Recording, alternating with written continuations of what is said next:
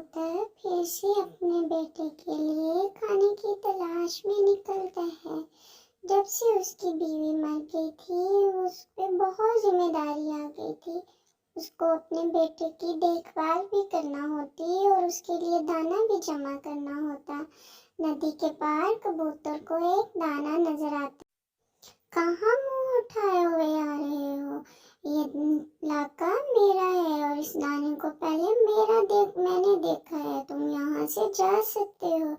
कौवे, मेरा बेटा बहुत भूखा है, उसने 2 दिन से कुछ नहीं खाया। प्लीज आप ये दाना मुझे लेके जाने दो। बेटा तुम्हारा भूखा है, मेरा नहीं। यहाँ से जाओ वरना लगाऊंगा एक जोर से। मुझे तुम्हारी कोई फिक्र नहीं है। कबूतर ये कहकर बहुत अफसरदा मुंह में वहां से चला जाता है। पापा आप किधर थे? मैं कब से आपका इंतजार कर रहा हूँ। पता है मुझे बहुत भूख लगी हुई है। मैंने पहले 2 दिन से कुछ भी नहीं खाया। कबूतर खामोशी से अपने बेटे की बातें सुन रहा था क्योंकि उसको आज भी उसके लिए दाना नहीं मिला था। पापा क्या आज भी हम भूखे सोएंगे? क्या आज भी हमारे पास दाना नहीं है?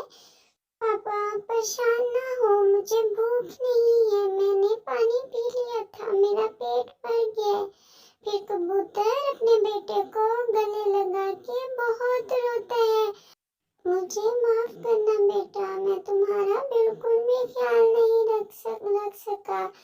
बाबा मुझे पता है जब से मम्मा गई है हमारी जिंदगी बहुत अजाब बन गई है।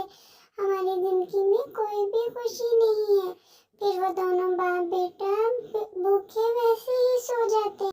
फिर अगले दिन जब कबूतर उठता है तो उसके पास एक हार होता है। किक्की उसका हार देख के कहता है, पापा ये हार तो मम्मा का है, आप ये हार लेके कहाँ जा रहे हैं? तर अपने बेटे की बात सुन के रोने लगता है और कहता है, बेटा जंगल में तो बिल्कुल भी खाना नहीं मिल रहा। मैं ये हार ले जा रहा हूँ शहर, इसको बेच के तुम्हारे लिए खाना लेके आऊंगा। पापा ये हार तो मम्मा को बहुत पसंद था, आप इसको ना बेचें। लेकिन बेटा हमारे पास और कोई रास्ता नहीं है, ये हार सेल करके मैं तुम्हारे लिए खाना लेके आऊंगा। कबूतर ये कहकर अपने बेटे से उस हार को बेचने के लिए शहर की तरफ जाता है।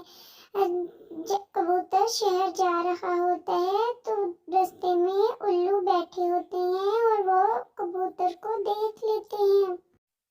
देखो वो कबूतर कितना कीमती हार लेके जा रहा है। हाँ बिल्कुल, वो हार तो बहुत कीमती है।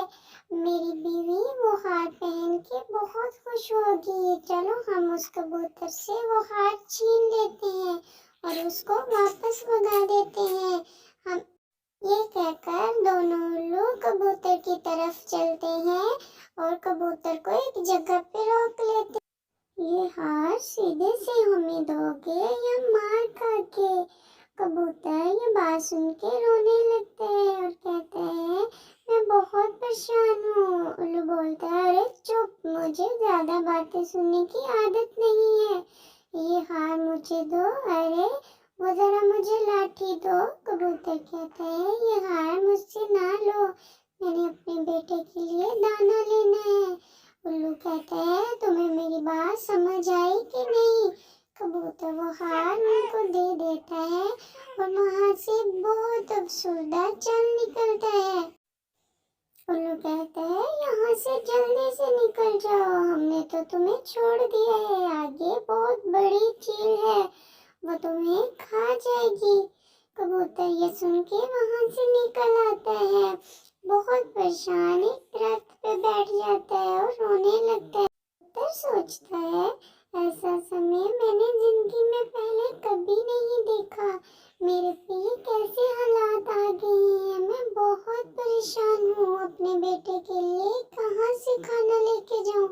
वो बेचारा 2 दिन से भूखा है। कि ऐसे में कबूतर की नजर एक बेर पे पड़ती है। वो तो खुशी से जैसे झूम उठता है। वो बहुत खुशी से उछल रहा होता है बेर को देख के। कबूतर वो बेर लेके अपने बेटे की तरफ जाता है।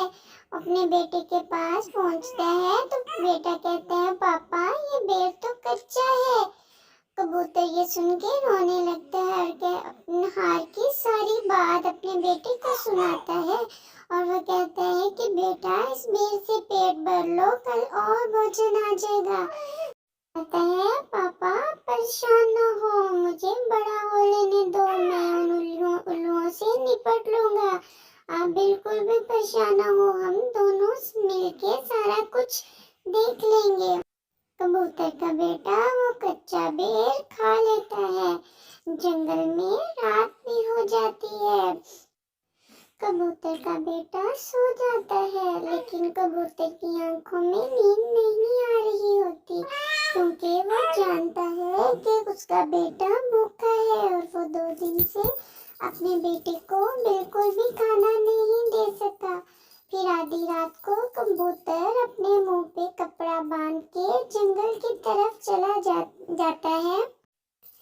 कबूतर उड़ता हुआ तोते के घर के बाहर जाता है। वो खिड़की में से तोते को देखता है। तोता सो रहा होता है। कबूतर जिंदगी में पहली बार घर से चोरी करने की गर्ज से निकला था। वो बहुत परेशान और मजबूर होता है। कबूतर अभी तोते के घर में घुसता है कि तोते की आंख खुल जाती है। चोर चोर चोर कह के तोता पुकारने लगता है, तो कबूतर वहां से भाग निकलता है। कबूतर दूर जाकर एक घने दरख्त के ऊपर छुपके बैठ जाता है। उसकी सांस फूली होती है और वो कहता है, मुझे अपने बेटे के लिए तो आज कुछ ना कुछ लेके जाना होगा, वो 2 दिन से भूखा है। कबूतर ये सब कुछ सोच के फिर उड़ के निकल जाता है। अब वो उड़ता हुआ टोनी चिड़िया के घर में पहुंचता है। वो देखता है कि टोनी चिड़िया सो रही थी और उसके घर में बहुत सारा दाना था। कबूतर टोनी चिड़िया के घर में आता है और वो कुछ दाने अपनी चोंच में ले लेता है। टोनी चिड़िया ये देख रही होती है, लेकिन वो न जाने क्यों कबूतर को कुछ नहीं कहती और उसको वहां से दाना लेके ले जाने देती है। कबूतर वहां से अपने बेटे के लिए दाना लेके चला जाता है। टोनी चिड़िया कहती है, मुझे बहुत शर्मिंदगी है। हमने लूसी के मरने के बाद कबूतर भैया की बिल्कुल खबर नहीं ली। पता नहीं वो बेचारा कितना मजबूर हो गया, आज घर से चोरी करने निकला था। मैं सुबह ही जाऊंगी उसके घर। ये कह के टोनी चिड़िया सो जाती है। बेटा सुबह हो गई है, पापा आप तो इतनी जल्दी उठ गए और ये खाना किधर से आया? रात तो हमारे पास कुछ नहीं था, क्या आपने चोरी की है? कबूतर लड़ती आवाज में कहता है, बेटा नहीं नहीं, ये मैं दाना लेके आया हूँ, लेकिन पापा रात तो हमारे घर में कुछ नहीं था। कबूतर शर्मिंदा हो जाता है और उसका बेटा वो दाना खा लेता है। हाँ तुम ये खाना खाओ, खाना खाने के बाद हमने नदी पे भी जाना है, लेकिन पापा मुझे ये दाने चोरी के लग रहे हैं। ये कह के कबूतर का बेटा दाना खाता है। कबूतर बहुत अफसरदा और परेशान होता है कि उसके बेटे को पता चल गया है कि उसने ये दाने चोरी से किए हैं। टोनी चिड़िया कबूतर के घर में आती है। टोनी चिड़िया के पास ढेर सारा खाना होता है और वो कहती है, कबूतर भैया मुझे बहुत अफसोस है और बहुत शर्मिंदगी भी। लूसी बहन के जाने के बाद हमने किसी ने भी आपकी परवाह नहीं की। आपने बेटे के भी खबर लेनी होती है और खाना भी लेके आना होता है। आपने आज के बाद रात को बिल्कुल भी परेशान नहीं होना, रात को खाना मैं ले जाया करूँगी, आप बस किकी की देखभाल करें। तो आप बिल्कुल भी परेशान ना हो, आपकी बहन आज से आपके साथ है। प्यारे दोस्तों, हमें अपने आसपास नजर दौड़ानी चाहिए कि कोई भी जरूरतमंद कबूतर की तरह उसको हमारी मदद की जरूरत है। हमें बिल्कुल भी उनसे मुंह मोड़ना नहीं चाहिए और मुसीबत में हमेशा हमें दूसरों की मदद करनी चाहिए और उनके काम